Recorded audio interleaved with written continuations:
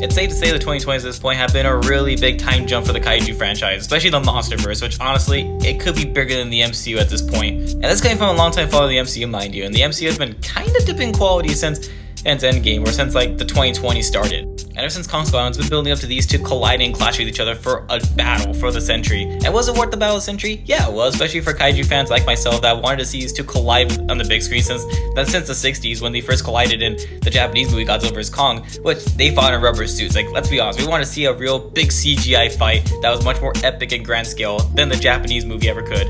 Whereas the first Godzilla vs. Kong movie, it laid the ground for everything that was going to come after this. This one was bigger, bolder, much more action-packed than the last movie was. But for being honest with ourselves here, it should have been called Kong and Godzilla rather than Godzilla and Kong because one, Kong takes center stage, front and center the entire movie, and Godzilla gets reduced to side character again like he was in the last one, but he gets a little bit more screen time this time around. So if you're a big Godzilla fan, then you're kind of bummed out by his revelation. But for the Kong fans, you'll be really amazed by how amazing Kong's arc really is in this movie, especially from how great the first one really was. Whereas the first movie has Kong discover his origin, where he came from, him discovering the Hollow Earth inside, and also discovering where species had originated from. This movie focuses on his self-discovery journey into self-belong, and also a place where he belongs to, trying to find other Kongs so he can relate to anybody. And also we see him in the beginning all lonely, and then once he does find his tribe of Kongs, that's when he finally feels like he belongs somewhere, and he actually found a place that he can call home. And also Kong just gets one of the best moments every time, especially this one scene where he punches Scar King in the face and he gives out a little chuckle. That was hilarious. But also we got to talk about Kong's relationship with Zuko here, and it kind of gives me credit on a trait AS's vibes from God of War, especially with the way how Kong carries his accent and also with the way how he communicates with them.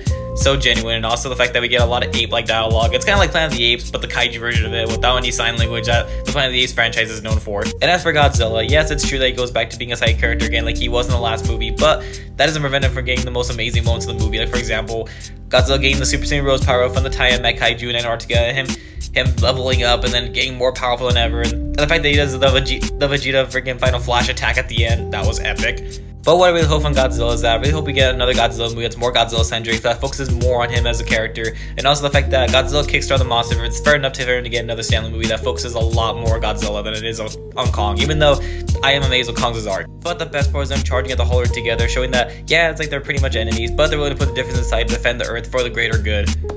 And for a movie that's coming right after Godzilla -1, which by the way was a big masterpiece, there was no way this movie was gonna ever top that, and it shouldn't have been. It was a masterpiece in its own way. Godzilla -1 was a masterpiece as a movie. This one was just simply like a turn off your brain time movie, popcorn flick that you'll enjoy if you're a really big Godzilla Kong fan, or just like a kaiju fan in general.